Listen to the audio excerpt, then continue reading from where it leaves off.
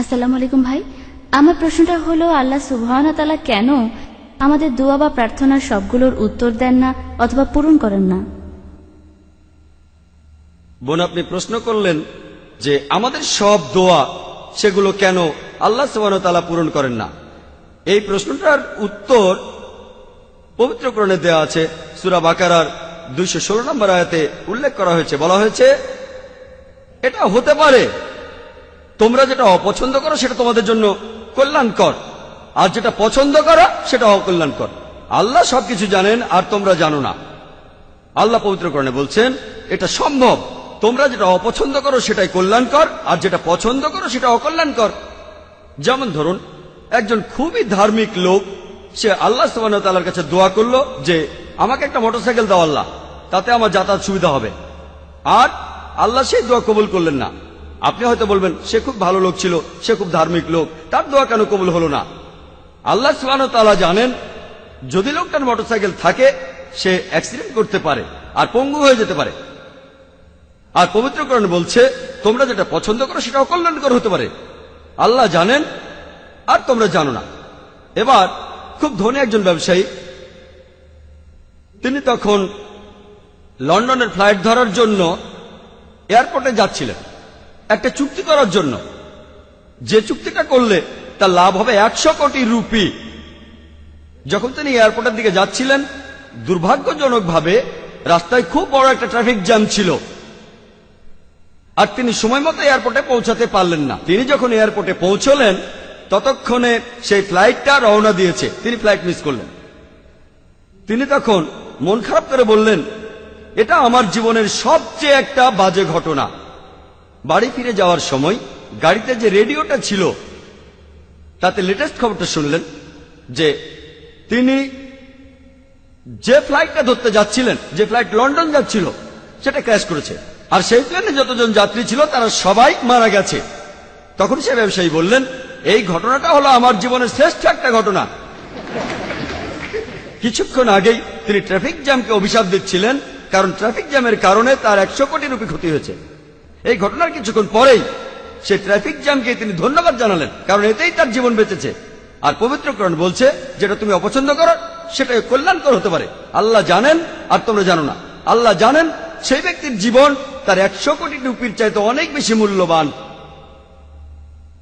আপনি যে দোয়া করেন, অনেক সময় দেখা যায় আল্লাহ সুবহানাহু ওয়া তাআলা সেই দোয়াটা পূরণ করছেন না, তিনি সে দোয়া কবুল করেন না। আর পবিত্র কোরআনে বলা হয়েছে, সূরা শুরার 27 নম্বর আয়াতে উল্লেখ করা হয়েছে যে আল্লাহ তাআলা তার সকল বান্দাকে, যদি আল্লাহ তার সকল বান্দাকে জীবনের উপকরণে প্রাচুর্য দিতেন তাহলে তারা অবশ্যই পৃথিবীতে বিপর্যয় সৃষ্টি করত, কিন্তু আল্লাহ তার ইচ্ছেমতো পরিমাণেই নাজিল করেন এবং তিনি জানেন তিনি কি দিয়েছেন। পবিত্র কোরআনে সূরা বাকারার 186 নম্বর আয়াতে উল্লেখ করা হয়েছে যে যখন মানুষ আমার সম্পর্কে তোমাকে প্রশ্ন করবে, তাদের বলো যে আমি তাদের নিকটেই আছি, তাদের খুব কাছেই আছি, এবং আমি আমার ভৃত্যদের সব আহ্বানই শুনতে পাই।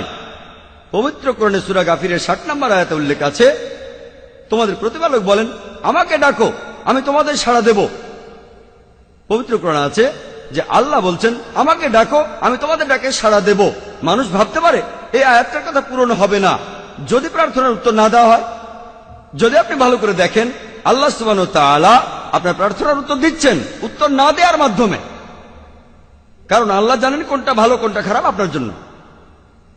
আর কিছু মানুষ আছে যারা হয়তো বলবে, আমরা অনেক অবিশ্বাসীকে দেখেছি, অনেক অধার্মিক মানুষ যারা ভুল ঈশ্বরের উপাসনা করে আর তারা বিলাসবহুল জীবনযাপন করে।